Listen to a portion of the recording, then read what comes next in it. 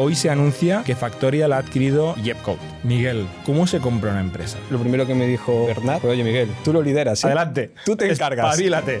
Exacto, que pase. Nosotros tenemos un problema, cada vez más clientes, más países, más soluciones con las que se quieren integrar y no nos da la vida. Y ahí dices, bueno, voy a probar si pongo Yepcode, ¿por qué comprar la empresa? ¿Por qué no somos simplemente clientes de Yepcode? No solo queremos el software, queremos al equipo en sí mismo. Para ellos también era la oportunidad de que su solución tenga el impacto que le puede dar Factorial. Una integración era un parto y me acuerdo de la cantidad de discusiones y roadmaps y priorizaciones y recursos a de repente que salgan como churros. Tardábamos meses, hemos pasado a hacerlo en semanas y queremos avanzar más. En Yepcode tenemos nuestro propio agente, le puedes dar unas especificaciones, un spec driven y que ya se quede ejecutándose. Esa es la visión hacia donde vamos, que las integraciones casi se puedan construir on the fly con las especificaciones, ¿no? La otra noticia, quizá más importante todavía, es que Factorial abre una oficina en Coruña. Espero que se vea con buenos ojos que aterriza un unicornio en Coruña. Ahora viene lo más difícil, que las compras de compañía no acaban el día que se firma el contrato, sino que empieza. Bienvenido a las historias de Startups de ITNIC. Bienvenidos una semana más al podcast de ITNIC. Hoy estamos con Miguel García. ¿Qué tal, Miguel? Muy bien. Y con Marcos Muiño. ¿Qué tal, Marcos? Muy bien, encantado de estar aquí, Jordi. Bienvenidos. Miguel ya ha estado por el podcast, VP Ingeniería en Factorial. Y Marcos es fundador y CEO de Yepcode. Uh-huh. Hasta hace poco. Sí. Marcos, empezamos con la noticia y luego vamos un poquito para atrás. Hoy se anuncia que Factorial ha adquirido Yepcode, la empresa que Marcos cofundó hace un montón de años y que ahora nos contará. Explícanos qué es Yepcode y de dónde sale. Bueno, Yepcode es una plataforma para desarrolladores para agilizar el desarrollo, creación de integraciones y automatizaciones, ¿no? Y en los últimos meses sacando el máximo partido a todo lo que hay alrededor de la IA, ¿no? Con todas estas capacidades de generación de código, y proporciona una infraestructura donde estas integraciones se pueden ejecutar de una forma segura y escalable, ¿no? Y nace de una empresa anterior que yo también había cofundado con mis dos socios, una empresa de servicios de desarrollo, y nace como un proyecto interno que se acaba convirtiendo en una compañía y que ya hace unos años yo me he movido a estar full time empujando Yepcode como modelo startup, separado de la línea de servicios de desarrollo, y que finalmente pues ha encontrado un nuevo ecosistema donde integrarse, ¿no? O sea, para entenderlo, vosotros hacíais software para corporaciones, para empresas que os contrataban, ¿no?, a vuestra consultoría de ingeniería y de programación, y veíais que mucho del trabajo que hacíais eran integraciones. Y es un palo hacer integraciones, ¿no? Tiene como mucha complejidad, muchos problemas que son parecidos pero diferentes, y decidís hacer una plataforma para ser más ágiles haciendo estas integraciones. Sí, efectivamente, veíamos que muchas veces estos proyectos, en cuanto a lógica de negocio, no eran súper complicados, pero sí que había un trade-off de hay que arrancar un proyecto de cero, hay que desplegarlo, gestión de credenciales, auditoría, logs, scheduling, webhooks, todo esto, y decíamos, joder, estamos perdiendo tiempo en hacer todo esto que podría venir out of the box, ¿no? Sí que hay alternativas, ¿no? Como solución. Existen los Zapiers, los If This Then That, yeah, los MuleSoft, ¿no? Los Workatos. O sea, hay varias plataformas más o menos que permiten conectar un software con otro. Sí, ¿por qué no servían estas? Y cubren parte de esta problemática, pero un enfoque no code, ¿no? Y donde tienes que acabar resolviendo estas integraciones pues con drag and drop, ¿no? Y nosotros siendo... O sea, estaban limitadas por el interfaz que ofrecían. Sí, yo creo que más que ser competidores de las soluciones no code, de hecho nuestro nombre lo dice, ¿no? Yepcode es going against the no code stream, ¿no? Y lo que queríamos era dotar a los developers de todo ese pain, pero permitiéndoles seguir escribiendo código, JavaScript o Python, utilizando cualquier librería de NPM, Pipi, lo que necesiten, y que se pudieran centrar en sacar adelante las integraciones de la forma más ágil posible, ¿no? Voy a hacer una comparación muy, muy bruta quizá, pero es como cuando querías integrar pagos, podías meter PayPal, que era un botón en la web, pero cero control del proceso de billing, o Stripe, ¿no?, que te da un SDK, te da una librería que tú puedes integrar en tu back office de manera totalmente transparente para el usuario. Un poco a saco, pero ¿me la compras? Sí, yo creo que sí, ¿no? Esa experiencia out of the box de PayPal, pero si quieres más control, si quieres, incluso si nos vamos a integraciones, cuando la complejidad se empieza a incrementar, las soluciones no-code, tengo visto pantallas de cajitas y muchísimas cajitas, ¿no? que eso acaba siendo complicado de mantener, de evolucionar. También hay un altísimo vendor lock-in, ¿no? Cuando desarrollas con ese tipo de soluciones. O sea, quieres decir que metes mucho código e inviertes mucho en un partner o en una integración en concreto. Sí, cuando realmente sí lo puedes hacer con JavaScript o Python, pues las empresas están más abiertas a explorar estas soluciones y sacar partido de lo que ofrecemos, ¿no? Este podcast es posible gracias a nuestro sponsor, MyTraffic. Si te dedicas al real estate, o eres un franquiciado, o te dedicas al retail, y estás pensando en qué zona invertir para crear tu primer local, te recomiendo que utilices la herramienta de MyTraffic Genie, que por vía conversacional te va a permitir saber cuántos visitantes tiene una ubicación, conocer el potencial de las zonas, el tráfico peatonal, las áreas de influencia. Pruébalo totalmente gratis y si quieres su versión Pro, utiliza el código ITNIC para conseguir un 10% de descuento. Si te interesa, te dejamos el enlace en la descripción de mytraffic.io. Miguel, aquí el que compra Jepcot eres tú, ¿no? Paga Factorial, vamos a decir, pero el que levanta la mano y dice, oye, esto lo necesitamos en Factorial, ¿no? ¿De dónde sale? Aparte de que sois todos gallegos, pero aparte de ser gallegos, ¿cómo llegas tú a Jepcot y a la conclusión de que Factorial debería adquirir Jepcot? O sea, nosotros ya hace tiempo que hemos detectado, ¿no? una necesidad que es evolucionar nuestra capa de integraciones. La realidad es que hasta el día de hoy, bueno, ya hace unos meses, ¿no? Teníamos toda la integración digamos, integrada en el monolito, ¿no? Al final es una única pieza de software, por simplificarlo. Y a medida que vamos creciendo y las integraciones se hacen más necesarias, más complejas, y además con más personas involucradas, ya no solo desarrollo interno, los partners, los clientes, necesitamos una plataforma más ágil y desacoplada de lo que es nuestro desarrollo principal, el ciclo de vida principal, ¿no? Entonces ahí hay tres sabores. ¿Por qué? ¿Por qué necesitamos una plataforma más desacoplada? Por una parte, necesitamos que... Déjame explicarte el proceso y entonces lo vamos a entender mejor, ¿no? Digamos, hay tres tipos de servicios de este tipo. Los Zapier, que son los low code, o sea, no tienes que hacer nada, simplemente es lo que dices tú, estás completamente, pues ese locking a lo que te ofrece el componente. Después tenemos los servicios tipo Fivetran, que son ETLs muy orientadas a procesos de datos, generalmente con cajitas, ese tipo de cosas. Tenemos los MuleSoft o los Oracle de toda la vida, que son muy caros y con cierta complejidad, y después hay otras plataformas de nueva generación como Jepcot, ¿no? Que están ahí en el medio de ese mundo, te ofrecen toda la capacidad y esa es también esa posibilidad de tú poder customizar esos procesos con un lenguaje muy simplificado, que es Python o TypeScript, ¿no? Que es lo que además en Factorial utilizamos, concretamente TypeScript, nuestros desarrolladores están súper cómodos con eso. Entonces, el por qué necesitamos algo desacoplado. Primero, porque nosotros en Factorial tenemos una serie de procesos de negocio que requieren integración con terceros, por ejemplo, expenses, integración con RPs, la utilización de los empleados, pues con los sistemas de nóminas, etc., ¿no? Piensa que el core de estos procesos siempre es el mismo, ¿no? Hay un blueprint del proceso de negocio, es lo que tenemos en el monolito, lo podemos tener en una librería, y después hay una serie de capacidades que es la personalización de esos componentes, que por dos tipos de necesidades. Una, por la agilidad. Desarrollar en el monolito siempre es mucho más pesado, mucho más lento. Desarrollar en una plataforma desacoplada en el que cada proceso está aislado del siguiente, ¿no? Imagínate que vienen dos compañías que se... Hablando de microservicios. No tiempo que sean microservicios, medio pero servicios. bueno, sí, medio en esa línea, ¿no? O sea, vienen dos compañías, dos grandes compañías, dos enterprises con dos necesidades de integración completamente distintas, pero el mismo proceso de negocio. Entonces Factorial proporciona el blueprint, proporciona el SDK, lo que tú comentabas antes, que es lo que te permite out of the box, y además te da un entorno en el que tú puedes hacer esas integraciones sin impactar a nuestro core. ¿Vale? Con lo cual no hay, vamos a decir, líneas de código dentro del core de Factorial que tengan que ver con una integración concreto muy específica. Esto está en una capa de abstracción un poquito más alta, que es Jepcot. Exacto. ¿Y tú cómo descubres Jepcot? O sea, lo descubro... Bueno, primero, O sea, yo he trabajado unos años soy gallego, segundo, he trabajado unos años en Inditex, unos cuantos. La empresa inicial antes de Jepcode, que era Trileuco, ¿no? Es una empresa súper conocida. Ellos son muy conocidos en el sector allí en Coruña por lo bien que hacían su trabajo, la calidad, etc. Tenemos amigos en común y ya en otras experiencias yo ya había evaluado Jepcode, ¿no? Porque pues es muy parecido a Airbait en cierta manera. Siempre hay esta necesidad en cualquier solución, siempre tiene una necesidad de integración. Entonces ya lo tenía en el radar. Y después Marcos también tiene ese espíritu emprendedor que tú también conoces perfectamente.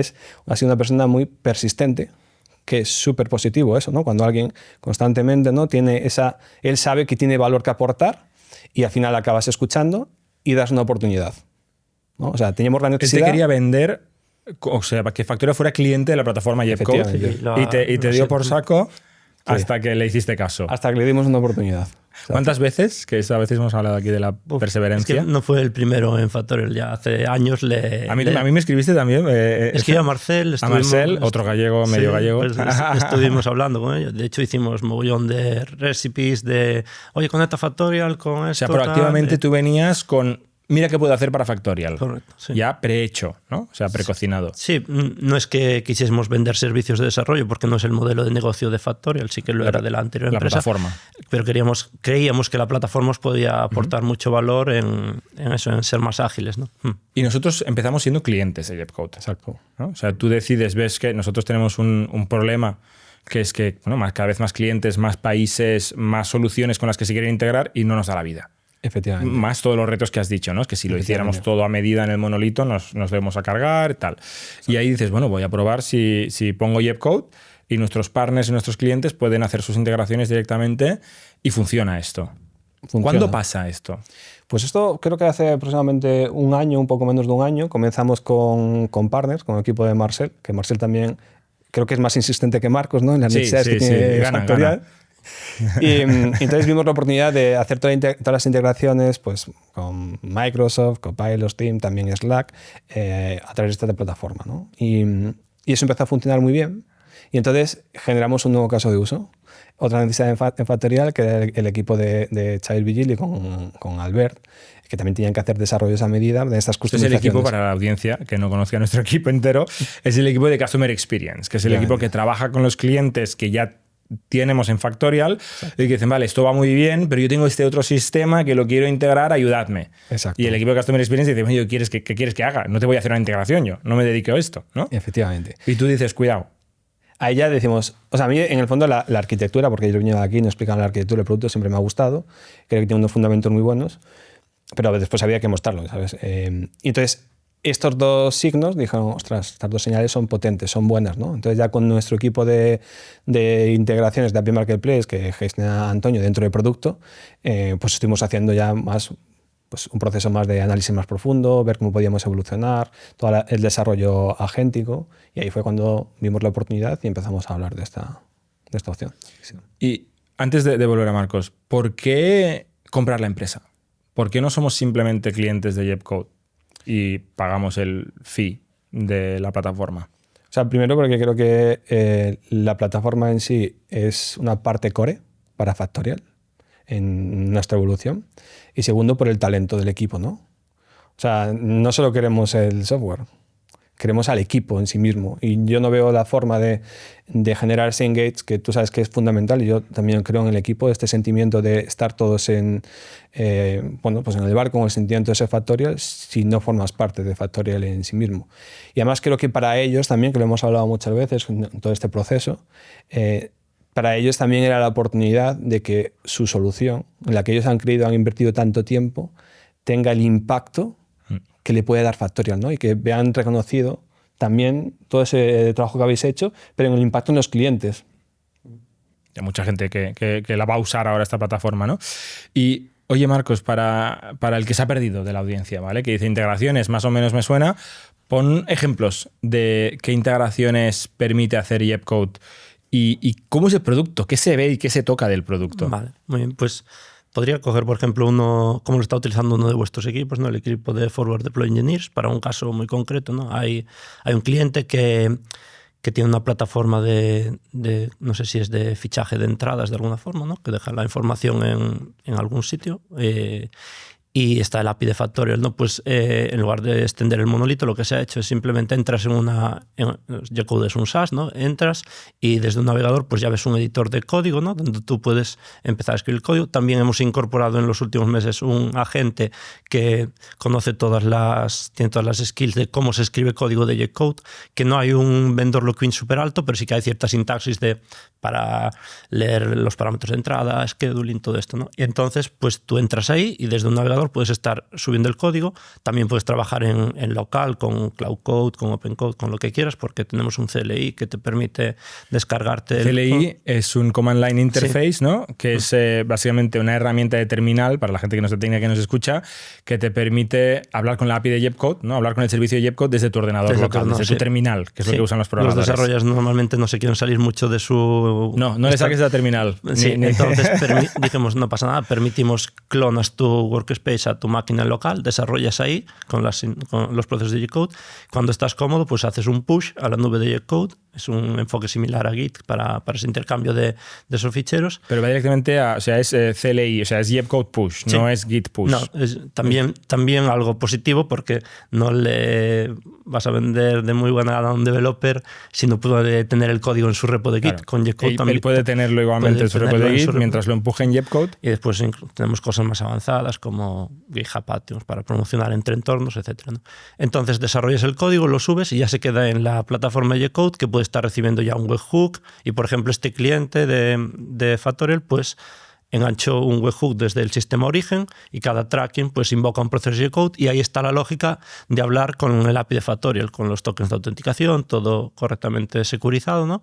Y sube la información a Factorial. Este es un caso, una integración one-on-one, pero estamos evolucionando mucho el actual framework de integraciones que Factorial tiene, que está muy bien, pero tenía un hándicap, que es que ahora mismo Factorial ya permite detectar cuando hay cambios en ciertas entidades y que es necesario sincronizarlos, ¿no? Incluso instalar integraciones, pero ahora mismo la lógica corre dentro del monolito, o se le dice al partner, dame el webhook en tu infraestructura a donde quieres que te lleguen los eventos con la información que hay que sincronizar.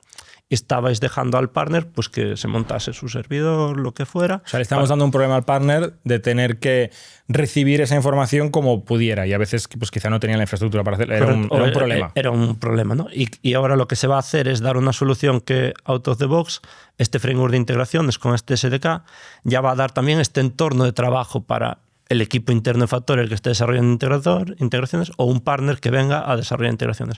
Y no solamente hablemos de que una persona lo esté desarrollando, ¿no? Porque con las capacidades agénticas que hay, incluso en G-Code tenemos, como decía, nuestro propio agente, le puedes dar unas especificaciones, un spec driven, y puede llegar a implementar la lógica de esa integración y que ya se quede ejecutándose en G-Code, ¿no? Esa es la visión hacia dónde vamos, que las integraciones casi se puedan construir on the fly con las especificaciones, ¿no? Y ahora que está de moda, incluso hablando, ¿no? Whispering, que, bueno, es igual. Para entenderlo, si a alguien le cuesta imaginárselo, tú me estás diciendo que hay una especie de Zapier con un Lovable totalmente integrado, con lo cual el Zapier, en lugar de ser clic, clic, clic, es código, pero el código, si quieres, se escribe solo. Se escribe solo, sí. Hablando en un chat, como harías con Lovable o con cualquier de las herramientas, ¿no? GitHub Copilot, etcétera, etcétera. Sí. Y esto con toda la infraestructura y todo el contexto y conocimiento de integraciones. En el caso de, ¿no? Ahora que G-Code forma parte de Factorial, ¿este producto se sigue llamando G-Code? De momento sigue existiendo la web y de hecho pues en el acuerdo que hemos cerrado sí que vamos a seguir dando servicio a algunos clientes que teníamos, ¿no? Pero la marca pasará a ser de Factorial y eventualmente pues sí que, bueno, ya no se comercializará a más usuarios, ¿no? Pero sí que queremos seguir... bueno, que la gente que ha confiado en nosotros en estos años... No dejamos a nadie tirado. Claro, no dejamos a nadie tirado. Y además era la forma más rápida de que nosotros pudiésemos pasar a estar full focus en Factorial, ¿no? Ahí sí que agradezco que haya habido esa flexibilidad para la gente que ha confiado en nosotros, que pueda seguir utilizando la plataforma. ¿Y quién va a usar G-Code? ¿Qué usuario interactuará con Jepcode? Obviamente hay una parte que es nuestro equipo, el equipo de Factorial, los que decía antes Miguel, ¿no? El equipo de clientes, el equipo de partners, tal. Pero fuera del equipo de Factorial, ¿quién interactuará con la plataforma de Jepcode? Pues partners que ahora mismo están desarrollando integraciones, ¿no? O sea, no el equipo de partners, sino los partners. Sí, las empresas que crean integraciones pues lo harán en este entorno. Y eventualmente yo creo que podremos llegar a que, es decir, los clientes finales de Factorial no van a entrar a la plataforma de Jepcode, sí que van a ver lo que ya ha integrado en Factorial con esa visibilidad, ese feedback de qué está sucediendo por debajo, y verán las entidades si ya están sincronizadas, si hay algo pendiente de sincronizar. No van a entrar... O sea, verán como un resumen de lo que está pasando en Jepcode en la interfaz de Factorial. Correcto. Sin tener que entrar en la herramienta entera de Jepcode. Sí que cubrirán ciertos flujos. Por ejemplo, queremos que las integraciones sean self-service, ¿no? Que tú quieras conectar con un sistema y lances un wizard, te pida pues, las credenciales de autenticación en ese otro sistema. Si hay que configurar algún mapping, pues que se haga. Eso se persistirá para que esté disponible para que los procesos de Jepcode puedan hacer su trabajo, ¿no? y se pueda implementar, pero no entrarán ahí. Pero eventualmente yo creo que incluso usuarios finales que tengan cierto conocimiento podrán acabar haciendo sus integraciones con este enfoque AI first, ¿no? Tendrá que ser, pues, oye, yo tengo mi herramienta, mi ERP in-house y sí que tengo esta API, pero es algo interno y tengo capacidades de desarrollo. Factorial me permite hacerlo, pues lo puedo hacer yo también, ¿no? ¿Hay algún caso ya de... O sea, es cierto que el cliente final, el usuario final, la persona de people, ¿no? de HR, pues no se va a poner a hacer un desarrollo, aunque sea en lenguaje natural, ¿no? Pero hay ciertas integraciones como la típica de los ficheros que exportamos, que al final es una integración pues muy típica, porque hay un montón de sistemas de payroll, por ejemplo, antiguos, eso ya sabes que está muy fragmentado, que no tienen APIs. Esa es la realidad, esos sistemas no funcionan con APIs. Esas capacidades de poder personalizar esas extracciones, que al final son transformaciones de datos, no dejan de ser otra integración, esas sí se las vamos a permitir hacer a los usuarios finales, porque requiere más lógica de negocio, que es lo que ellos saben. Es mapear los campos y definir... De hecho, ya lo están haciendo en muchos casos, ¿no? Sí. Se descargan el export, lo pasan a su Excel, efectivamente. Hacen a mano. O sea, el ETL que decías tú antes, exacto, es alguien que se descarga un fichero, lo manipula. Exacto. Esperemos que lo haga bien y lo importa en otro sistema. Exacto. Que se hizo en los 70. Eso este año ya va a estar disponible para el usuario final, ¿no? A día de hoy ya tenemos ese desarrollo basado en especificaciones, que hemos presentado en las últimas Pro Reviews, que eso sí que la audiencia sabe lo que es una Pro Review de Factorial, ¿no? En la que pues, requiere que el equipo de desarrollo de ingeniería tarde unos minutos, una hora en hacer esas export, que es lo que hemos estado testeando durante este quarter. Ha funcionado bastante bien y ahora vamos a empezar a liberarlo primeramente a nuestro equipo de Forward Deploy Engineer y finalmente a que el usuario final pueda customizarse a ese tipo de desarrollo. Y en el caso de estas integraciones más complejas, pues la idea es que ya este año los clientes finales con su equipo técnico, nuestro Forward Deploy Engineer o los partners, pues con una especificación ya desarrollen de forma automática o semi-asistida esa integración. Y estamos muy cerca ya de ese punto. Entonces, al cliente de Factorial, lo que le va a cambiar es lo que has dicho tú ahora, ¿no? Podrá integrarse con cosas custom utilizando la tecnología de Jepcode, pero sobre todo verá la velocidad de potenciales integraciones disponibles en Factorial explotar. Totalmente. Porque ahora una integración era un parto. Y me acuerdo de la cantidad de discusiones y roadmaps y priorizaciones y recursos y cuesta mucho a de repente que salgan como churros. Exacto, es que hemos pasado de un enfoque más, el típico enfoque de proyecto, ¿no? Vamos a hacer la integración y tardábamos meses, hemos pasado a hacerlo en semanas y queremos avanzar más. De hecho, a día de hoy el problema no es el desarrollo de la integración. El problema es la especificación, porque en muchos casos, aunque nosotros tengamos esta parte del blueprint, no tenemos el del sistema con el que nos integramos. Entonces, ese discovery es lo que nos bloquea, lo que todavía nos está generando pues, tardar semanas en hacer las integraciones. Ahora, yo soy ingeniero también, pero te hago el challenge, porque el ingeniero siempre dice, no, el problema no es construir el código, es que el spec está mal, es que la especificación está mal, ¿no? Y luego el de producto dice, no, sí está clarísimo, pero el programador tarda mucho, no se entera, tal. Entonces, bueno, es cierto que en integraciones no es rocket science, si sabes lo que tienes que hacer. Exacto. El problema es que saber lo que tienes que hacer es muy complejo. Es complejo. Y forma parte también de los ingenieros, porque los ingenieros son los que documentan las APIs. Correcto. Y sobre demás, todo en este mundo, la especificación es ingenieril, digamos, es mucho más técnica. Exacto. Porque... Y otra cosa que mejoramos, que creo que también es súper importante porque ha sido una mejora en los últimos años y ahora, pues en los últimos meses, y lo vamos a potenciar más, va a ayudar mucho a nuestros partners. Es que antes, cuando un partner, hasta hace poco, cuando un partner hacía un conector de integración, digamos que todo ese flujo de integración, que es un proceso de negocio, corría fuera de Factorial y nuestros usuarios estaban como ciegos, ¿no? O sea, sabían que pasaban cosas, pero no lo podían ver. O sea, esa integración era un poco un parche. Era un parche. Que estaba por ahí. Es la típica integración de toda la vida, ¿no? Sí, se han hecho así siempre. Casi todas. Ahora falla y nadie sabe por qué, exacto, ni dónde está, exacto, qué ha pasado, ¿no? Es como, ¿dónde está el servidor para darle con el botón? Porque literalmente puede ser que esté en un armario. Y para nosotros también es algo complicado de poder dar soporte porque no corre en nuestra plataforma, no es una plataforma conocida, muchas veces en un lenguaje del que nosotros no tenemos expertise, por mucho que haya IA y demás. Y con este modelo evolucionamos un poco, cualquier integración va a estar preintegrada ya en Factorial, el usuario, pues en la típica sincronización que tenemos con A3, por ejemplo, de los empleados, si mañana viene un cliente y quiere integrarlo con otro sistema, pues en el mismo botón que hoy pone A3 con una serie de información, pues ahí le aparecerá el nombre de su sistema de forma automática. Y esa capacidad de integración dentro de Factorial para la experiencia de nuestros usuarios es increíble. Y Miguel, ¿qué valor tiene para ti, para nosotros, las integraciones que ya estaban hechas en Jepcode? O sea, el catálogo, ¿no? El back catalog, lo que ya se ha hecho porque algún cliente se lo ha pedido, porque lo han hecho ellos proactivamente, versus la capacidad de hacer integraciones en minutos long tail. No acabo de entender la pregunta. Jepcode viene con integraciones hechas. Con los viene conectores, con un catálogo de conectores hechos. Realmente... algunos sí. Algunas sí que ya las hemos implementado, pero da los foundations para construirlas, ¿no? Pero no es que a otros... Son las recetas estas que decías tú antes. Sí, tenemos templates, pero acaba siendo código. Es decir, no hay cajas de un vendor concreto en Jepcode. Hay la posibilidad de conectarte, pues si ofrece Shopify, ofrece un SDK, pues puedes utilizarlo en Jepcode muy straightforward, ¿no? No hay que hacer ningún despliegue ni nada, ¿no? Pero la idea es ese enfoque de developer first, que también es lo que mejor encaja hoy en día con los agentes, ¿no? Vale. Ahora entraremos en el futuro de las integraciones. O sea, yo no veo mucho valor en el conector preconstruido.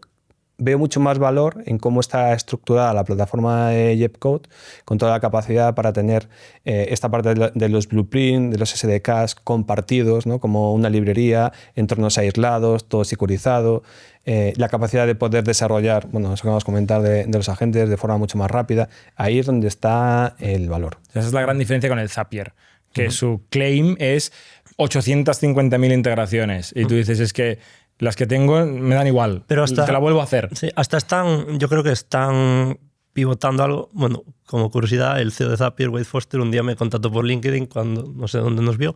Oye, a ver qué hacéis, tal, y estuvimos charlando, ¿no? Y yo creo que están explorando. Date cuenta que con los agentes, bueno, igual ya estamos soltando el futuro. No, venga, vamos ahí. Vamos a las integraciones en el mundo de los agentes. Ahora Zapier ya tiene su chat de hazme esta integración. ¿Y qué más te da si hay un chat que te acabe transformando ese prompt en cajitas de Zapier, que te lo acabe transformando en código que resuelve el mismo problema? ¿Pero ¿no? le puedes pedir que te haga una integración con el RP obscuro que solo se usa en un pueblo de Galicia? ¿O solo le puedes decir hacer una integración con HubSpot o con Shopify? Tienes que tener la documentación, pero tú a la gente, si hay un PDF con la documentación, se lo puedes adjuntar a la gente y que lo tenga en su En Zapier, ¿eh? En Zapier... No. No, en Zapier no, solo si existe el conector. Sí, tiene un conector en genérico. Sí, claro, de esto estamos hablando. Claro, sí. En Zapier hay conectores genéricos de llamadas, lo que sea. Tú puedes usar el chat, pero el chat es un poco tonto, entre comillas, porque lo único que hace es utilizar las conexiones que ya están hechas. Vale, entonces, hay un debate desde hace un año que tengo yo solo, que si el MCP es una parida o lo cambia todo, ¿vale? Porque las APIs, que al final la API es el interfaz programable para aplicaciones, ¿no? Son las iniciales en inglés, que es como un software habla con otro software. Esto es viejo. Ya las APIs REST, las APIs HTTP, ¿no? Incluso XML, ya llevamos muchos años donde las APIs son una cosa que todo el mundo tiene, todo el mundo utiliza y funcionan muy bien y permiten hacer lo que quieras. Y de repente se pone de moda el MCP. ¿Hace falta el MCP? ¿Creéis que hace falta el MCP o ya estábamos la mar de tranquilos con las APIs? A ver. ¿Qué es el MCP? ¿Qué es el MCP en 10 segundos? MCP es un protocolo que al final es una nueva forma de definir una API con una serie de reglas para que los agentes se comuniquen entre sí, ¿no? Al final es más contexto, más definición de las reglas, cuál es el propósito de las tools, cuál es el propósito de cada una de las cosas. ¿Pero esto no es lo mismo que la documentación de una API? Claro, o sea, en teoría debería estar optimizado para que los agentes hablen entre ellos, ¿no? Pero hoy día la comunidad está totalmente dividida. O sea, que el MCP es el futuro, no hay consenso. Cada día hay más debate sobre el tema, ¿no? Y sobre todo porque creo que los modelos han mejorado tanto que es que esta es una de las corrientes, ¿no? Los modelos mejoran tanto que ya solo teniendo metainformación suficiente en las APIs son capaces, ¿no? Ahora viene la contrapartida, ¿no? Con el incremento de los costes. Vas a ver las últimas semanas. Bueno, pues ahora viene más la optimización, no tanto reasoning, no tanta potencia. Entonces, otra vez el metadato bien estructurado vuelve a ser relevante. Esto es que cambia cada mes. ¿Pero a ti te hace falta un MCP, Miguel? No. Es que ¿Tú crees que hace falta, Marcos, los MCPs? A ver, yo creo que hay que ver cómo se utiliza, ¿no? Porque lo que no me tiene ningún sentido es hacer un MCP que exponga literalmente lo que expone un API, ¿no?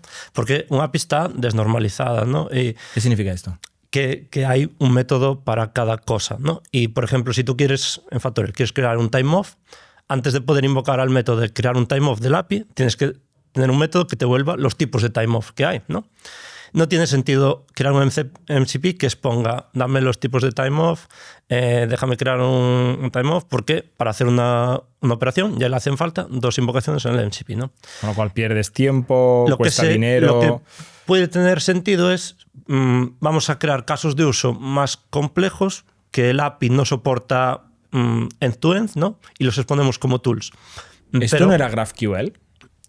No. Esto es los API Gateway, ¿no? Estamos hablando de... Sí, pero de GraphQL también empieza un poco con la misma premisa, ¿no? Sobre todo con el permite, auge de mobile. Bueno, pero GraphQL está muy orientado al tema de las mutations, pero sobre todo a poder explorar la información de tus aplicaciones de una forma más SQL estándar, ¿no? O sea, la información que necesitas. Filtrar, que sea dinámica la Sí, firma. no como tú has diseñado las API calls, sino como yo la necesito. Claro, en el caso de las API, si comparas GraphQL con API REST, ¿no? API REST te ofrece un recurso y tú solo consultas ese recurso, aunque hay empresas que han extendido esto, han creado modelos sobre API que te permiten proyectar y demás, ¿no? Pero bueno, el estándar.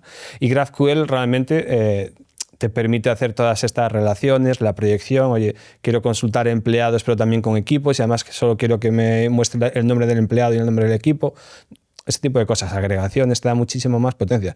Pero también te digo que GraphQL tuvo un auge y a día de hoy está súper estancado el crecimiento. Sí, ¿no? ya no mola GraphQL. Como toda tecnología, ¿no? Coge un pico y después, pues, cada tecnología tiene un uso, ¿no? Entonces en MCP sí que lo veo un poco, como tú estabas comentando, ¿no? Esa agregación, ese API Gateway que te expone más procesos de negocio, no tanto recurso. Sí, y yo creo que el beneficio que puede tener es que ha sido un estándar para comunicar. Pero yo cuando salió en MCP dije, pero esto ya hay APIs, ¿no? Volviendo atrás, ¿no? Lo que creo que cada vez puede tener menos sentido para MCP es, como decir, los modelos tienen cada vez más capacidades de generación de código, ¿no? Y tú le puedes dar una especificación de un API y te puede generar un script que sí que te cubre ese caso de uso end-to-end, ¿no?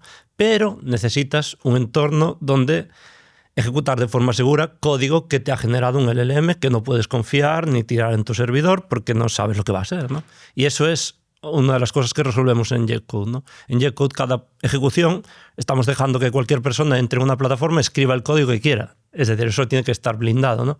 Y entonces es algo que también permite Jetcode, ¿no? De recibir código y ejecutarlo en entornos seguros. Y ahí sí que ese código que te ha generado el LLM lo puedes ejecutar, sí que le puedes proporcionar las credenciales, no en el código, porque no le deberías dar acceso al LLM a tus credenciales, pero Jetcode te da la facilidad de definir esas credenciales que están a disposición del código, ¿no? Y entonces eso sí que se permite. Y así sí que se resuelven estos casos de uso end-to-end con De hecho, hemos hecho algún vídeo de demo ya hace tiempo, antes de ser incluso proveedores de Factorial, oye, agente, dime las vacaciones que le quedan a esta persona, este es el API de Factorial, y en tu cuenta de Jetcode ya tienes un API key, no le dices el valor. Y el LLM generaba un script que atacaba a distintos métodos del API de Factorial y daba el resultado, ¿no? Y todo eso on the fly. Mi opinión es que si la única razón por la cual MCP, el concepto, porque para mí que es un estándar, y es que ni siquiera lo compro que es un estándar, porque al final es un estándar muy, muy, muy tonto. Y nació muy mal parido que cuando sacaron primera versión pensando que no tal. Pero que decir que hay muchos estándares de documentación de APIs que ya nos valían. O sea, yo creo que el estándar de MCP no nos trae nada que no tuviéramos ya antes. La única razón por la que creo que ha triunfado el estándar de MCP es que como MCP ha nacido para agentes, si tu empresa tiene un MCP, estás diciendo que tu empresa es AI. Entonces todo el mundo ha hecho un MCP solo para poder decir que es AI, cuando en realidad si todos se hubieran puesto de acuerdo y diciendo, no, lo que tenemos que hacer es arreglar nuestra API para que sea un poquito más use case driven y que traduzca mejor a la acción, ¿no? Al tool calling y el tipo de acción o de data retrieval que quiere hacer el usuario del agente, ya estaba. No hacía falta llamarle nada. Pero bueno, es igual, es un poco... O sea, en algún momento yo creo que sí, que no sé si será MCP o será otra cosa, porque no es solo el estándar, ¿no? O sea, si utilizamos REST, pues digamos que la especificación estándar es OpenAPI, pero el protocolo es HTTP, ¿no? En MCP, pues al final es un protocolo para agentes. Creo que cada vez tendrá más sentido, porque creo que además es que la eficiencia va a ser más relevante cada día, ¿no? Yo no sé si va a ser en MCP, pero que hay que seguir evolucionando esas capacidades de integración en términos de performance, especificación y demás, para que los modelos y los agentes sean más performantes, gasten menos token y piensen menos. Eso seguro que hay mucho camino por delante. Marcos, uno de los debates que también está viendo últimamente es si las empresas, los proveedores de software, sobre todo de System of Record, ¿no? Y ahora se llama también System of Execution, está muy de moda esto para la gente que se quiere salvar del SaaSpocalypse, ¿no? Y dice, el SaaS ha muerto, pero yo no, por estas razones que le hemos hablado 1000 veces. Hay empresas que están empezando a recortar acceso a sus APIs y otras que están haciendo lo contrario, ¿no? Que dicen, no, yo ahora soy solo una base de datos, incluso algunas grandes empresas de SaaS están diciendo, yo soy headless, ¿no? Mi SaaS, yo era SaaS y ahora soy headless, con lo cual están diciendo soy un modelo de datos con APIs y MCPs. ¿Vosotros habéis visto, consumiendo muchas APIs o ayudando a vuestros clientes a consumir muchas APIs, una dirección o la otra? ¿O es todo lo mismo que era hace un año o dos? Yo creo que la potencialidad está ahí, ¿no? Y de hecho, mismamente en Factorial, ¿no? Que estamos hablando con Microsoft y cómo están haciendo cosas alrededor de Copilot, de WorkIQ y tal. En alguna reunión salió la idea, es que Factorial está muy bien, igual podría ser un software as a service que podríamos utilizar desde toda la capa agéntica, ¿no? O algo así. ¿Qué quiere decir esto? Pues quiere decir que a lo mejor puedes llegar a dotar a este agente de todo el acceso a Factorial y que tenga una capa para gestionar toda su lógica de HR o de business, ¿no? Sin interfaz. Sin interfaz. Solo agénticamente. Podría llegar a ser, pero obviamente podría tener sentido a lo mejor si la fuente de la verdad de empleados ya está en otro sitio, se quiere entrar ahí porque Factorial resuelve perfecto casos de time off, time tracking y no lo quieres meter en otros sitios, pues podría llegar a tener sentido, pero ahora mismo la verdad está todo bastante difuso. Sí que he visto noticias, creo que era Salesforce, ¿no? Que estaba intentando que la gente ya no entrara en el CRM y tal, pero no sé, no tengo una postura creo que estén intentando que no entren. Bueno, han anunciado, ¿no? Que son headless y que están intentando mantener al menos la base de datos, ¿no? Dice, si vamos a perder la app, al menos que lo construyan encima de su plataforma, que ya llevan años en realidad, ¿no? Salesforce compró hace siglos Heroku, que podríamos llegar a decir que es de la misma categoría que Jetcode, como una plataforma que te permitiría desarrollar, no era para integraciones, pero, pero era un movimiento que de hecho lanzó Force.com. Estoy hablando de hace 15 años, quizá, hace bastante ya. Pero Heroku era lo más cool del momento en su época para Ruby y para algunos otros lenguajes de programación. Entonces, vosotros, o sea, ¿tú no ves problemas de APIs que te estén haciendo rate limiting, que te estén capando el acceso porque la gente se está volviendo paranoica y dice no quiero convertirme en la base de datos en una commodity y que el otro se lleve los datos a otro sitio? No me he encontrado con situaciones así. Y la verdad es algo que habría que pensar en profundidad, ¿no? Para ver qué va a pasar, ¿no? ¿Tú, Miguel, tienes opinión sobre esto? A ver, yo creo que no tanto las APIs, porque la API en sí mismo lo que te da es dato, ¿no? El gran problema del mundo del dato, da igual que sea el mundo analítico, APIs y demás, es entender el significado, el valor, ¿no? El valor que aporta y tal. Creo que es más importante a día de hoy para cualquier software, SaaS o la capacidad de ese conocimiento, ¿sabes? Que es ir a los clientes, entender cuál es su problema. Ahí es donde está la clave, no en encapar una API o no exponer una API, sino en esta parte, ¿no?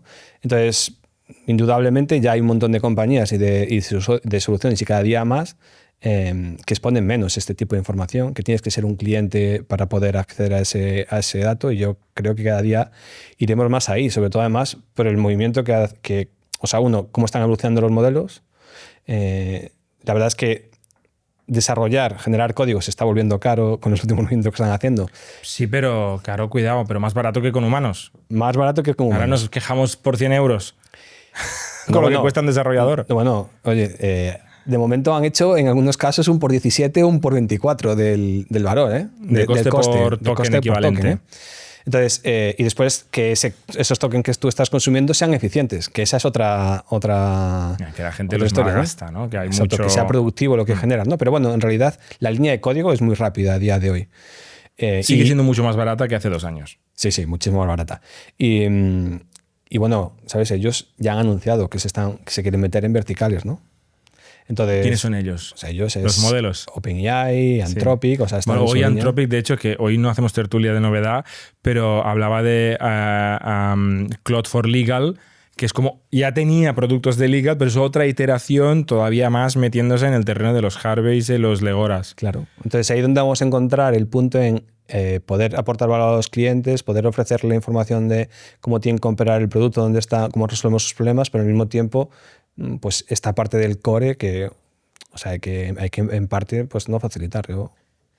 Otra cosa que se está limitando mucho ahora con el auge de los agentes es el scrapping, ¿no? Ahora hay un poco de guerra, sobre todo en la parte más consumer, noticias, propiedad intelectual, ¿no? Si tú intentas desde Claude mirar Twitter, ¿no? Dile, yo a veces lo hago, digo, ¿y cuál es ese tweet que vi? Me dice, ni de coña. O sea, Elon no me deja tal, tienes que usar Grok si quieres que utilice Twitter y tal, ¿no? Y viceversa con YouTube, y cada uno tiene su rinconcito y lo protege a LinkedIn, ¿no? a muerte. O LinkedIn también. Todas LinkedIn, todas las plataformas que tienen networks o datos públicos, pero que solo quieren que se consuma en su propiedad, están luchando el scrapping a muerte. Por otra parte, se pueden hacer muchas integraciones con scrapping, ¿no? O sea, hace años que existe el RPA, ¿no? Que creo que es el Robotic Process Automation, que UiPath es una empresa europea de las más famosas, te permitía hacer esto, ¿no? Que esto es crear una integración con un software que no tiene API, que es una interface hecha quizá hace 30 años que nadie toca, y que literalmente imita a un humano, ¿no? O sea, busca los píxeles y hace clic en el botón. ¿Esto es el futuro? O sea, un Yepcode, por ejemplo, o dentro de Factorial Yepcode, vamos para allá a llegar a hacer integraciones con soluciones que no tienen API a base de brute force, de meter un modelo muy inteligente y que espabile y que haga el RPA. Pues fue justo una duda que planteé estas semanas de onboarding en Factorial. Sí que lo planteé hablando de algunas soluciones como Sage, ¿no? Que suelen ser aplicaciones de escritorio. Y dije, ¿alguna vez valorasteis esto? Utilizar RPA para este tipo de click, porque hay muchas que no te dejan ningún tipo de API ni nada, ¿no? Y bueno, no había ningún caso todavía en la compañía, ¿no? Pero yo creo que hay esa posibilidad, ¿no? De llegarlo a hacer. Ya hay herramientas que lo permiten, como Cloud Cowork o otras que te permiten esa navegación. Entiendo que está limitada de momento a los navegadores, pero... por sí teníamos ese caso usado en Factorial, ¿eh? Sí. Pues no, es que, ¿sabes? Cuando lo preguntes... Eso es el challenge de Factorial, que al final somos un producto tan amplio, cada día más, que es muy complicado estar... saber todo lo que está pasando. Sí, pero... precisamente en IT, en el vertical de IT, para la parte de, a veces, en la gestión de la autorización o la activación o desactivación de seeds en ciertos softwares que no proporcionan por API, pues sí estamos con esta solución de poder hacerlo con un RPA. O sea, hay muchos softwares que tienen API para el producto, pero no tienen API para la administración de la licencia o del billing. Exacto. Y eso lo hacemos con scrapping. Bueno, no es scrapping, es RPA, digo, porque scrapping es bueno, es que el scrapping lleva mucho tiempo y ya sabes que esto es como los virus y los antivirus, ¿no? Que siguiente evolución y llega el de antivirus. Totalmente. Y venga. El perro y el siempre ha sido ratón, así, ¿no? Sí, entonces, gato y ratón. lo nuestro no es repetitivo constantemente, ¿no? Es muy raro que un RPA con el objetivo el propósito que tenemos en Factorial se ha detectado como una herramienta de scrapping, porque realmente hacemos acciones automatizadas. No, en scrapping hago las acciones y además me quedo con la información, hago mucho recorrido, ¿no? RPA, o sea, la diferencia que estás diciendo de scrapping se puede entender como estamos chupando datos de una plataforma y tú dices, no, estoy interactuando con la plataforma para el bien de todo el mundo, no para el mío. No es que yo esté... hago N procesos, no estás todos los días recorriendo todo el catálogo, por ejemplo, de un retailer, ¿no? Que lo hacen habitualmente, recorre todo el catálogo de Mercadona para darle el pricing y poder hacer yo... que eso lo hacen igualmente todos. Pero hay un equipo intentando que no lo hagan de los del otro lado. Constantemente, ¿no? Sí, y también hay que estar... El problema de scrapping puro es estar atento a los cambios que puede haber en la plataforma, ¿no? Que te puede romper la integración muy fácil. Si se cambia la fuente de origen, ¿no? Si nos vamos a un RPA más agéntico, pues el propio agente se puede adaptar a la nueva interfaz que haya podido aparecer porque se ha cambiado esa plataforma. Pero es una idea. Es cierto que los modelos al principio, hubo un auge del scrapping con los modelos. Ahora lo han estado capando y tal, pero al principio... Bueno, es que es muy obvio, ¿no? Yo me doy cuenta con mis casos de uso típico, preparándome un podcast o preparándome una tertulia, y voy con el móvil hablándole al Claude y diciéndole, investígame esta compañía, ¿no? Y me dice, no puedo acceder a esta web. Y yo, pues no, pues usa Dispatch, ves a mi ordenador, abre el navegador de mi ordenador y lee la web desde mi navegador, que esto no es scrapping, esto es computer use. Que en realidad es scrapping, pero utilizando tu computer en lugar de un headless browser, ¿no? Pero eso de momento parece que cuela. Que de hecho toda la toda la explosión de Mac Minis, es al final es un scrapping descentralizado. O sea, la única razón, y yo estaba a punto de comprarme un Mac Mini, solo por esto. ¿Sí? Porque me permite desbloquear el caso de uso de navega al New York Times o navega a Bloomberg o navega a Twitter y guárdate el resultado para luego hacerme el resumen de cara a la preparación del podcast. Y si lo hago desde un VPS, como me monté el OpenClaw con un VPS, no consigue nada. Está todo capado, ¿no? Las IPs de los servidores y de los hostings están, vamos, más que machacadas.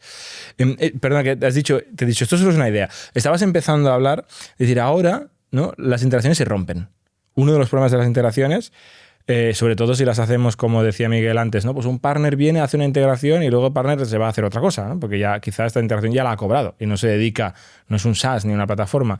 Y a cabo de 3 meses se rompe. El proveedor de una de las APIs ha hecho un cambio que no es backwards compatible, eso pasa todo el rato. ¿Se curan solas las integraciones?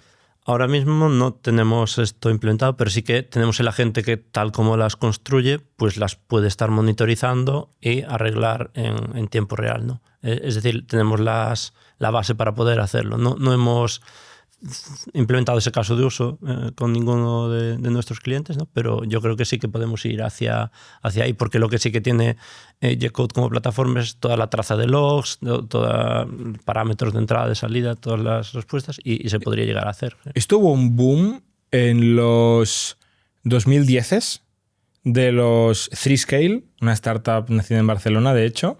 APG, ¿no? Mashable, ¿te suenan estos productos? Ya Mashable, sí, hace unos añitos que las compraron casi todas, ¿no? 3Scale la compró Red Hat, creo. APG la compró Google y Mashable IBM o Intel, ¿no? Una empresa muy, muy, muy grande de estas. Y esto ha desaparecido un poco del mapa, que era el API Gateway Monitoring, ¿no? Como un middleware para monitorizar y medir las APIs, gestionar los tokens, ¿no? ¿Pero qué dices que ha desaparecido en el mapa? Siguen ahí, ¿eh? Nosotros lo usamos, además. ¿Sí? Sí. Han desaparecido de mí. Es que yo ya, como ya no programo, ya no me entero. Pero por eso os pregunto a vosotros, que estáis un poco más al día. No han desaparecido, ¿eh? Pero eso es lo que quería preguntar. ¿Qué pasa con esa capa?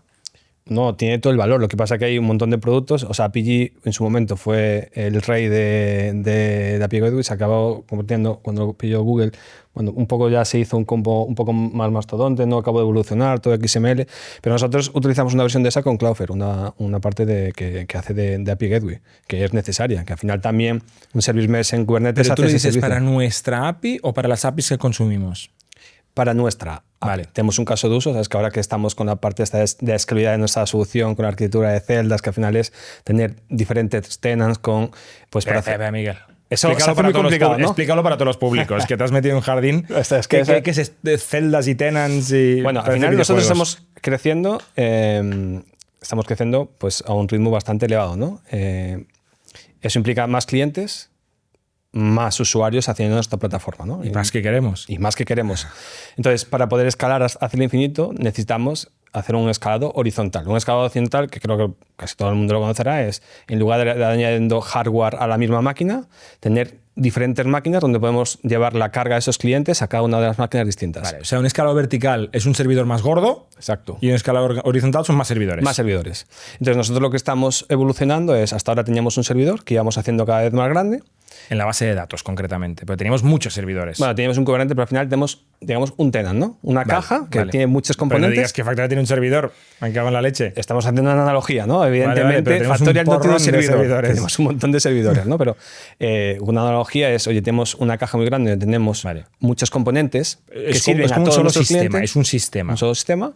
Y ahora hemos evolucionado a tener varios sistemas. Desde el punto de vista de nuestros clientes usuarios, lo mismo. No se enteran. No se enteran. Es totalmente transparente para ellos. Pero nosotros, en nuestra plataforma, tenemos diferentes componentes. Para poder redirigir, tenemos una API Gateway. Cada vez que se conecta un cliente, dice, oye, ¿este cliente en qué caja está? ¿En la 1? ¿Y estas cajas son todas iguales o son diferentes? En dimensionamiento son diferentes, pero en componentes son exactamente iguales. O sea, hay el mismo software, diferentes datos. El mismo software, diferentes datos, y puede ser que unas tengan más recursos que otras, porque, oye, si empezamos una celda nueva en la que tenemos 100 clientes, no va a tener el mismo dimensionamiento que una en la que tenemos 5.000. Incluso ¿vale? podrían ser distintos vendors, ¿no? Podrían, sí. Podrían, pero no. Trabajamos con Microsoft. Trabajamos con Microsoft. La cara de Miguel.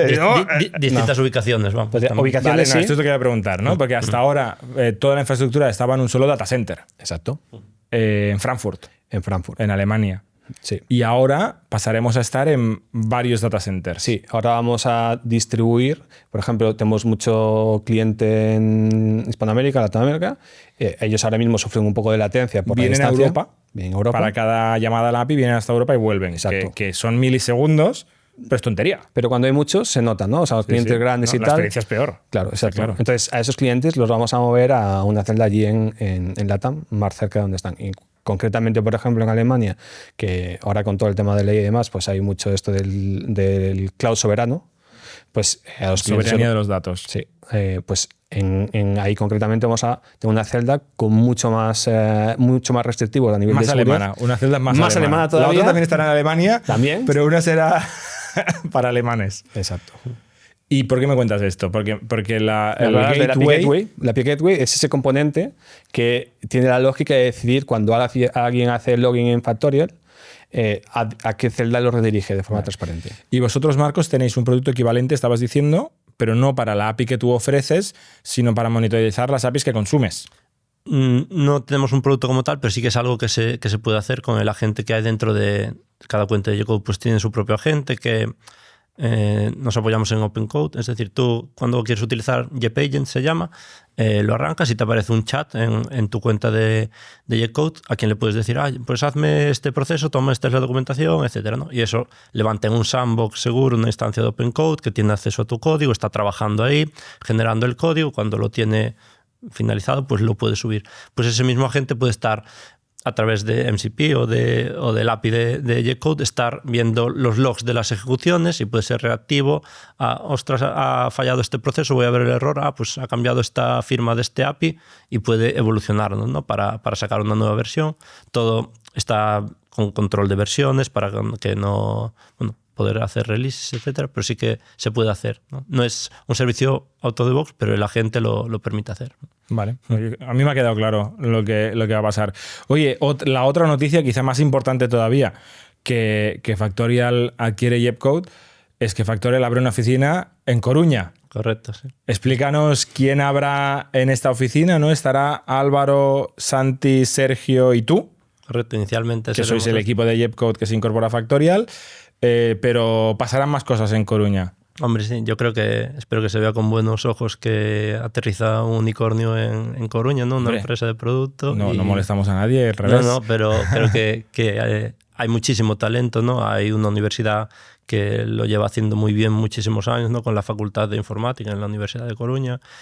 Hay grandes empresas que atraen muchísimo talento de ingeniería, ¿no? Inditex, que antes decía Miguel, es conocida, entre otras cosas, por mucha tecnología, ¿no? Es una empresa de fashion, pero tiene un equipo de ingeniería que es una pasada. Sí, se hacen muchísimas cosas. Hay más empresas muy potentes, ¿no? Pues, por ejemplo, de Nodo Technologies es una empresa, yo fui empleado ya hace muchos años y también hace las cosas bastante bien y yo creo que hay muchísimo talento, ¿no? Y que se va a poder atraer, ¿no? Talento para hacer crecer esta oficina que inicialmente será de ingeniería, pero esperemos que escale y que haya muchos más Factorials por allí, ¿no? ¿Cuántas posiciones tenemos abiertas ahora en Coruña?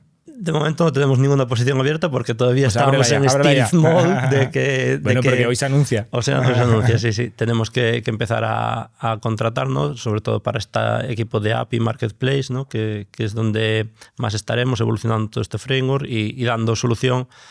Llevo estas 2 semanas teniendo muchísimas reuniones con la gente de partnerships, están deseando que podamos ir más rápido ahí, ¿no? Y se ha estado haciendo un trabajo muy bueno en la parte del monolito de Factorial de crear las bases para que lleguemos y podamos poner Jepcode al lado para ejecutar la lógica en sí de las integraciones, ¿no? Y la visibilidad del usuario ya es algo que está resuelto por parte del equipo de API Marketplace, ¿no?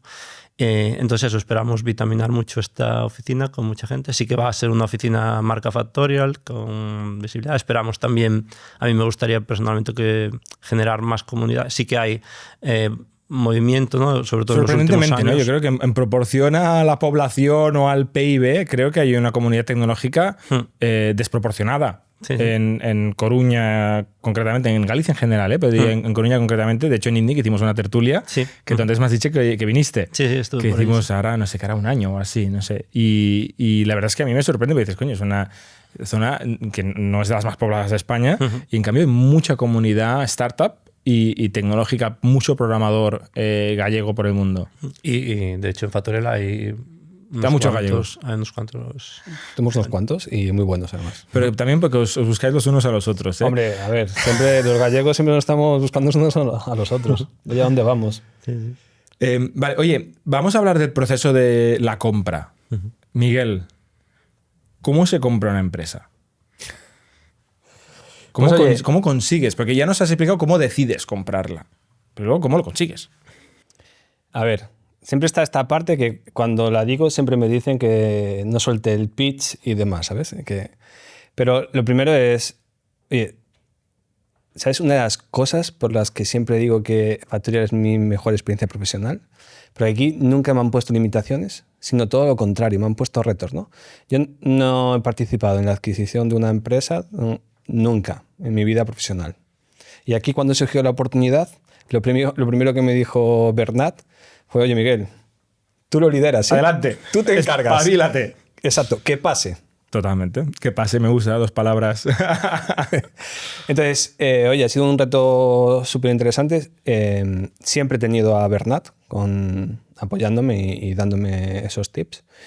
Y creo que la primera parte, que es la más importante, que es un poco enamorar a la otra parte, ¿no? Sin hablar de ninguna otra cosa, ¿no? El reto, lo que podíais aportar aquí en Factorial, el valor que veíamos en vosotros, en el equipo. Ahí es donde he invertido la mayor parte de mi tiempo con Marcos y con el equipo, ¿no? Y bueno, creo que ha ido bien, ¿no? Porque este es el resultado. Después hay otra parte que ya más es esa parte más de negociación y demás, bueno, que ha sido un aprendizaje. ¿cómo, no hemos publicado los detalles de la transacción, pero cómo llegas a hacer una oferta? Porque al final hay que enamorar, estoy de acuerdo contigo, pero una vez incluso enamorado, luego hay que firmar papeles, ¿no? Y hay activos, hay transacciones que pasan. ¿Cómo llegas a una oferta? ¿Cuál es el proceso? Teniendo en cuenta además tu dilatada experiencia comprando empresas. Por ahí el apoyo de vuestra parte, ¿no? Pues al final, tengo que decir que Cloud me ayudó bastante también, ¿eh? Pero bueno, en el sector hay una serie de múltiplos, ¿no? Pues en base al revenue, al EBITDA, a ese tipo de cosas. Y, o sea, ¿buscas algún tipo de comparable, he buscado de métricas benchmark, comparables, de decir, oye, no empiezo desde cero, es empiezo importante, de referencias? Efectivamente, y es importante tener ese mentoring que he tenido con vosotros, hacia dónde íbamos, si era un punto correcto o no, ese tipo de cosas. Y al mismo tiempo, creo que una oferta justa, ¿no? Para la otra parte y, bueno, encontrarnos en el camino. Y además, para mí, tengo que decir que es complicado, porque yo soy una persona que no me gusta negociar. Pues en mi vida, buen rol. Es un tema jodido, ¿no? Entonces, para mí ha sido el doble reto, O sea, ¿no? negociar, en el estereotipo, negociar entre dos gallegos puede ser durísimo, ¿no? Durísimo. Oye, una cosa que no contamos en su momento, porque no se podía contar, pero tuvimos la suerte de que teníamos un offsite del equipo de management, ¿no? Justo cuando estábamos en estas conversaciones y dedicamos un buen rato, de hecho, a hablar de esto, que sirvió para que tú y el resto del equipo explicarais a todo el management de Factorial lo que queríamos hacer, por qué Jepcode, quién era esta gente, ¿no? que nos aportaba, pero también para que todo el mundo pudiera ayudar un poquito en esta fase final, ¿no? Porque estábamos justo en este punto, con Excels arriba y abajo y, o sea, y un trabajo en servilletas. equipo, ¿no? Aparte de esto, había un trabajo en equipo de el equipo de legal, finance, Morán, Lucía, todo el mundo. Director financiero, la responsable legal, ¿no? Obviamente no has sido tú solo con un papelito y un boli. No, para nada. Ha sido un equipo coordinado. Como realmente en Factorial todos vamos con un único objetivo. Para mí ha sido una experiencia en general espectacular. Ahora viene lo más difícil, ¿eh? Que las compras de compañía digamos, empiezan el día que llega el equipo aquí, no acaban el día que se firma el contrato, sino que empieza el día que llega ahí, ¿no? Y ahora pues oficina nueva, equipo... Marcos, ¿por qué vendéis? Bueno, era una de las posibles salidas de Jepcode, ¿no? Nosotros, bueno, Jepcode nace dentro de... Explícanos un poquito, ha sido muy rápido antes, sí, explícanos un poquito más de dónde sale esto, porque lo has dicho muy de pasada. Vale, pues os cuento si pero queréis un poco color. Mi historia, la historia de emprendimiento, ¿no? Y esto. Bueno, yo soy ingeniero informático, empecé a trabajar bastante temprano, todavía sigo estudiando y trabajando. Estuve en distintas empresas de Coruña. Acabé trabajando para Inditex también y allí coincidí con mis dos socios, con César y Felipe, que ya los conocía de la facultad y siempre fuimos bastante inquietos, ¿no? Y hacíamos cosas allí y esto creo que se podía hacer mejor, teníamos ideas, ¿no? Y somos jóvenes, ¿por qué no nos lanzamos? Esto ya fue hace 17 años, vamos. ¿Por qué no nos lanzamos y no lo hacemos ahora? 2009, sí. En 2009 constituimos Trileuco Solutions, ¿no? Como teníamos alguna idea de producto. Antes de fundarla ya empezamos a hacer nuestros proyectos por las noches para cuando abandonáramos nuestros puestos de trabajo pues tener algo de revenue, ¿no? Y así fuimos empezando. Y llegó el día que dijimos, me acuerdo perfectamente que fue desde la Universidad de Coruña nos concedieron un espacio que no tiene mucha importancia un local, pero dices, bueno, pero al principio todo cuenta, ¿eh? Hay alguien que se cree que podemos hacer algo, tal, creo que deberíamos dar el paso, tal, y bueno, anunciamos que nos íbamos de esta compañía, de Inditex. Al principio no fue una muy buena noticia, pero después pues conseguimos negociarlo para salir. Lo dices flojito como si se fueran a enfadar, ¿eh? Me imagino la importancia que tiene esta empresa en Coruña y... ¿no? Miguel me mira, que ha pasado 18 años, Marcos, ya ha prescrito todo aquí. Ya ha prescrito todo, sí. Pero bueno, salimos de buenas formas. Algo que, vamos, a mí me lo dijo mi abuelo hace mucho tiempo y... No te metas con Inditex. No, allá donde vayas, deja la puerta abierta por si tienes que volver, ¿no? Y de hecho, pues arrancamos e Inditex pasó a ser uno de nuestros clientes, ¿no? Empezamos como modelo de servicios de desarrollo. Empezamos los tres. ¿Qué desarrollabais? Pues principalmente software de back office. Herramientas internas. Sí, herramientas internas para Inditex, para alguna administración al inicio, algunos otros clientes, ¿no? Por ejemplo, de Nodo, que también habíamos sido empleados de esta compañía, pues también fue cliente, ¿no? Y empezamos a escalar esta empresa hasta que en el 2023 éramos unas casi 50 personas con las distintas líneas que teníamos, ¿no? De servicios de desarrollo, pero ya durante todos estos años que fuimos escalando, algo que también hacíamos, éramos bastante inquietos y ideas que se nos pasaban por la cabeza, pues esto podía estar bien hacerlo. Venga, pues lo hacemos dentro de la Software Factory por dos motivos. Uno, que vamos creando otros productos. Software Factory es como llamabais a los side projects que hacíais. Bueno, no, me refiero a la línea de servicios de desarrollo para clientes. Es lo contrario. Eso era lo que vendíais a los clientes. Sí, vale. Sí. Pero arrancábamos ideas que teníamos, pues por ejemplo, somos bastante aficionados al mundo del deporte y cuando nos íbamos por ahí, estaría bien que nos pudiesen seguir desde casa, tal. Pues a este lenguaje Ruby on Rails, ¿por qué no empezamos a hacer algo para probarlo y tal? Y así pues creamos un producto que se llama Track the Race, ¿no? Que es una plataforma de seguimiento de eventos deportivos con GPS. ¿Qué nos sirvió eso? Pues tenía varios beneficios. Uno, probar cosas nuevas, que el equipo se reciclara en tecnologías nuevas, ¿no? Tener un sandbox donde probar cosas, donde nosotros podíamos decidir la velocidad, lo que sea. Siempre seguíamos atendiendo, obviamente, nuestra línea principal de proyectos, ¿no? Pero nos permitió ir lanzando ideas que al final algunas se convirtieron en empresas, ¿no? Y hoy en día, por ejemplo, Track the Race es una empresa que solamente hay 2 personas que hacen labores comerciales vendiendo eventos deportivos, pues este servicio de tracking GPS, ¿no? Y además cuando vamos a carreras, pues nuestras familias nos pueden seguir desde casa.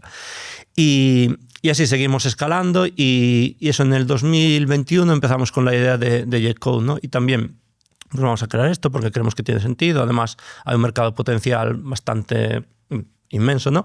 Y eso con la idea de ir reciclando ingenieros que llevaban bastante tiempo en proyectos legacy de algún cliente, trabajando en Java 2.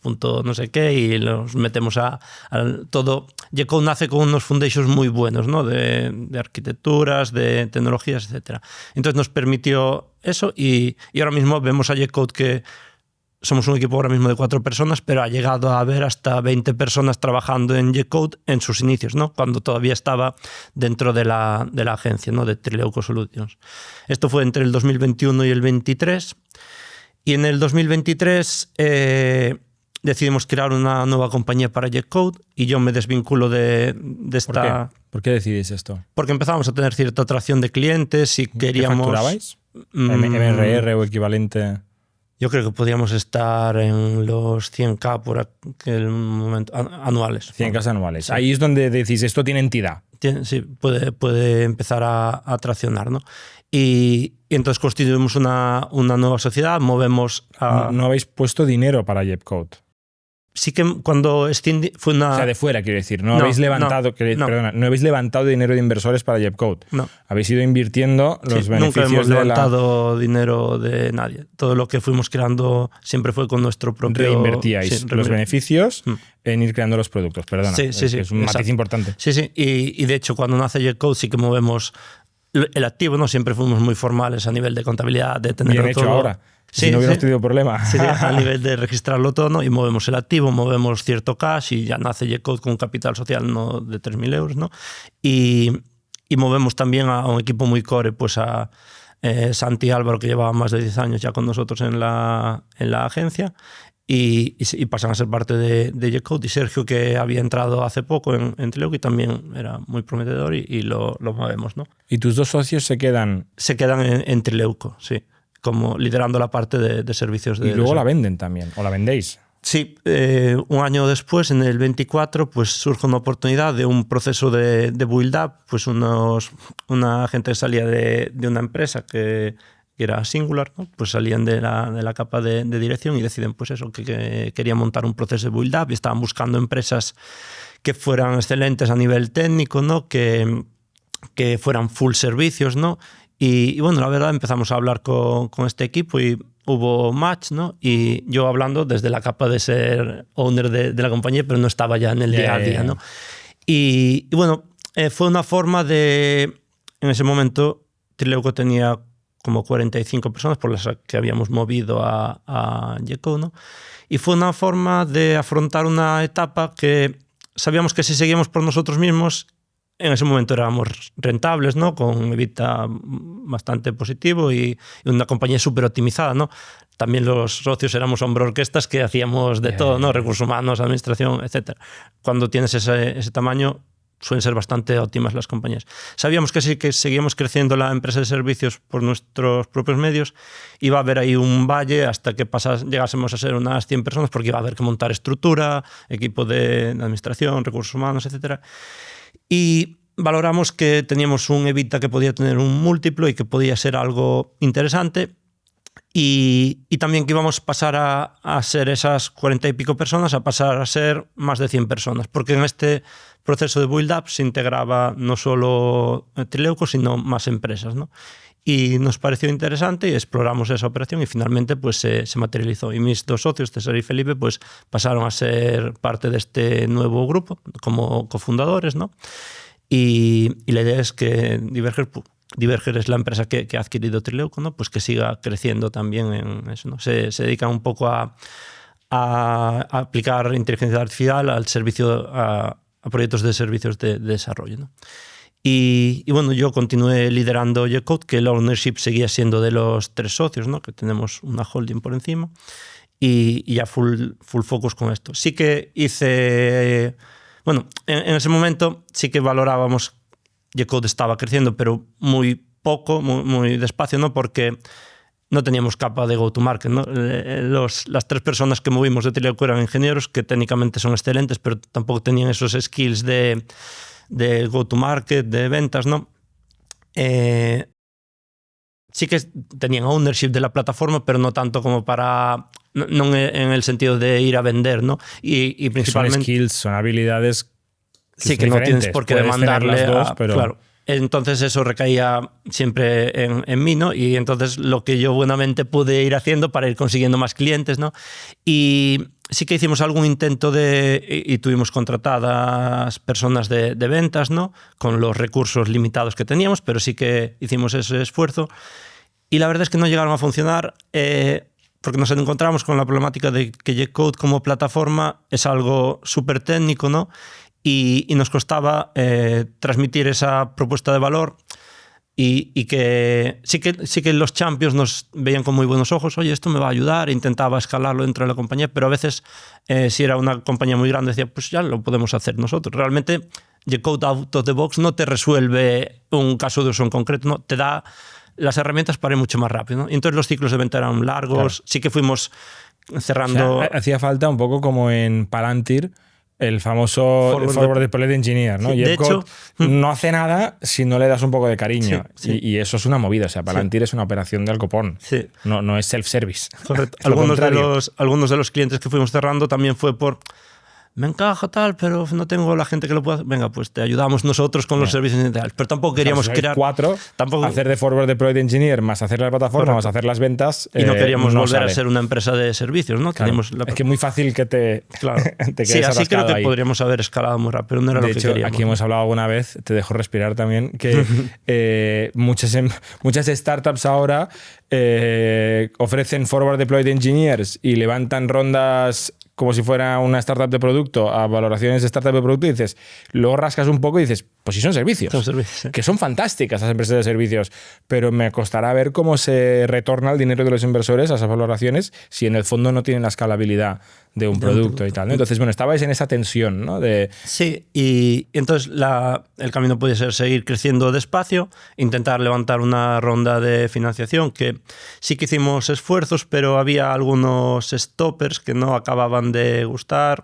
Uno, por ejemplo, era el cap table mismamente, ¿no? de Gecko, que estaba yo liderando la iniciativa, pero el ownership yo únicamente tenía 1/3 de lo que era la sociedad, ¿no? Podríamos llegar a articularlo de alguna forma, ¿no? Pero era una banderita roja ahí en una posible inversión, ¿no? ¿Os llegasteis a plantear cambiar esto? Porque claro, sois 3, perdón, sois 3, 2 se quedan operando una compañía, otro se queda operando otra compañía, podríais haber, en lugar de mantener el CapTable como estaba, decir, tú te quedas mucho más de Jepcode, ellos se quedan mucho más de la otra y hacéis un intercambio de cromos. Sí, eso lo podríamos hacer y de hecho era algo que estaba sobre la mesa. Si era el blocker para una potencial inversión, lo hubiésemos desbloqueado, ¿no? Pero después también a los inversores les costaba ver la atracción de Jepcode por ese, claro, estando yo únicamente part-time haciendo el go-to-market, pues no era un crecimiento muy grande, ¿no? Y pues una última vía podía ser pues encontrar un ecosistema mayor que viese el valor de todo lo que habíamos construido, no solamente estas 4 personas, sino todo el esfuerzo que habíamos hecho durante todos estos años, ¿no? Y ahí pues tuvimos varios acercamientos, ¿no? Y bueno, finalmente el de Factorio fue el que tuvo. ¿Qué tipo de éxito, ¿no? acercamientos tuvisteis? Pues, por ejemplo, herramientas no-code que veían la potencialidad de... El CEO de Zapier que te escribió por LinkedIn. Por ejemplo, o algún otro, ¿no? Y creo que éramos algo que complementaba, ¿no? Esas soluciones. O alguna empresa que, pues parecido al caso de Factorial, que las integraciones son un pain, que podría tener sentido, ¿no? Incluso algunas empresas que estaban únicamente interesadas en la capa de infraestructura que habíamos construido, de estos sandbox, que no es trivial, ¿no? Montarlo y que funcione bien, escale, todo. Entonces, teníamos, al ser una plataforma horizontal, creo que nos podíamos encajar bien en distintos tipos de ecosistemas, ¿no? Pero bueno, empezamos también a colaborar con Factorial como proveedor y bueno, ahí fueron Miguel alineando. Hizo su cortejo, ¿no? Y os enamoró. Sí, y vamos, yo muy contento de poder estar aquí y de que por una parte, darle al equipo un ecosistema donde crecer muchísimo más rápido profesionalmente. No te va a faltar aquí. Por eso go-to-market. Bueno, sé que Factorial es muy ownership y me encanta, ¿no? Y ya he tenido reuniones con potenciales clientes y tal, pero tampoco va a ser mi día a día el go-to-market. Sé que no soy un experto en eso, se me dan mejor otras cosas, ¿no? Yo aporto donde haga falta, ¿no? Que para eso vengo siendo hombre orquesta desde hace 17 años, ¿no? Pero sí que me gustan más ciertas partes, ¿no? Pensar, idear cómo es una buena solución y ayudar a hacer la realidad, ¿no? Y creo que ahí en Factorial pues que vamos a poder hacer eso. Y también se va a sacar partido a todo lo que hemos estado creando en estos años, ¿no? Y creo que, como decía Miguel, la plataforma encaja muy bien porque seguramente nos hemos pasado de rosca en esto estaría genial hacerlo, venga, lo vamos haciendo. Eso suele pasar mucho en los fundadores técnicos, ¿no? Y quizás hubiese sido mejor a nivel de compañía. La sobreingeniería, ¿no? Sí, no haber hecho tanto. Construir una catedral. Pero también, si quisiésemos hacer eso con los recursos que teníamos, igual hubiésemos tenido que prescindir de parte del equipo, de contratar otros roles, y tampoco era algo que me gustaba desprenderme de ese talento tan bueno que teníamos, ¿no? Y al final, bueno, creo que hemos encontrado ese buen puerto donde llegar y que vamos a dar lo máximo para que Jepcode o ahora Factorial Code o como lo denominemos, pues siga creciendo. Se ha encontrado el mejor puerto. Sí. El mejor posible. ¿Y contratáis un banker, un investment banker? No. ¿Algún tipo de asesor? No, lo que hicimos para explorar esa... para la operación. Uh-huh. No, o sea, primero para la ronda. Para la ronda no, fue... La ronda fue tú, fuiste tú, sí. Hablando con inversores. Sí. Hasta tuvimos suerte, nos seleccionaron de un programa de LICES, eso fue el año pasado, y estuvimos por San Francisco también un par de semanas que había un programa de expansión, y yo, pues estaría bien ver allá. Y la verdad... sí que fue muy distinto hablar con fondos de aquí y de allá. Es distinto, sí. Sí, tuve una reunión con un fondo de San Francisco y era un ingeniero de Meta, la persona del fondo. Claro. Es que entendió la propuesta de valor al con minuto. Los fondos españoles no es lo mismo. Costaba bastante entenderlo. Es un producto técnico, además. Es un producto muy técnico, sí, lo entiendo, vamos. Pero esta persona nos dio muy buen feedback, decía que le parecía impresionante lo que habíamos construido con un equipo tan pequeño, pero veía problemas de que en cada una de las verticales que podíamos cubrir había grandes players que estaban haciéndolo, ¿no? Ninguno lo hacía como lo estábamos haciendo nosotros tan horizontalmente y tampoco no surgió ninguna oportunidad ahí, ¿no? Pero, y con respecto para el proceso de la venta, pues ¿os sí que... planteasteis contratar un investment banker? No, ya teníamos la experiencia de la anterior venta, ¿no? Sí que ahí tampoco teníais investment banker, ni advisor, ni nada. Sí que tuvimos unos abogados bastante buenos y tal, pero no... Bueno, sí que tuvimos una boutique de M&A en la primera operación que nos estuvo apoyando, sí. Vale, o sea, que te ayude a encontrar potenciales compradores. Sí, no fue tanto eso en la primera operación, porque ya habíamos encontrado nosotros esa operación, ¿no? Y sí que lo contratamos para asesorarnos en todo el proceso de due diligence. Además, era una operación de shares deal, no era únicamente de compra de IP y de equipo. Entonces sí que había bastantes temas que se nos escapaban. ChatGPT no estaba tan maduro todavía. Pero ahora para la de Yeco, la verdad que lo hemos gestionado nosotros, sí que con abogados, obviamente, y asesores, pero no nos hemos aventurado a gestionar nosotros. La verdad, tengo que dar las gracias a todo el equipo también de Factorial y a nuestros asesores, porque ha sido todo bastante ágil, ¿no? Todos hemos tenido que ceder en algunos puntos, pero lo hemos gestionado bastante rápido. Ya se veía la velocidad de lo que... Es que creo que desde que firmamos una LOI hasta que se cerró la operación, creo que el objetivo era cerrarlo en un mes y creo que se cerró en 2-3 semanas. Así que... Normalmente es al revés. Normalmente se marca un objetivo y luego acaba siendo el doble, ¿no? Como en las obras y como en tal. No, pero aquí es raro. Esto que acabas de decir es raro, que fuera tan rápido. Sí, la verdad, eso, sí que fuimos cediendo de ambas partes, pero creo que fue una operación bastante ágil, ¿no? Pues oye, Marcos y equipo, bienvenidos a Factorial oficialmente. A todos nuestros clientes, pues integraciones como moscas van a venir ahora, y todo el talento técnico de Coruña y alrededores, que estamos llegando con fuerza, ¿no? Y que contacten contigo, Marcos, directamente, ¿no? Y vamos a querer contratar talento muy, muy bueno ahí. Oye, muchas gracias por venir y por compartir las noticias. Estamos súper excitados y con todos vosotros, gracias por seguirnos y nos vemos la semana que viene.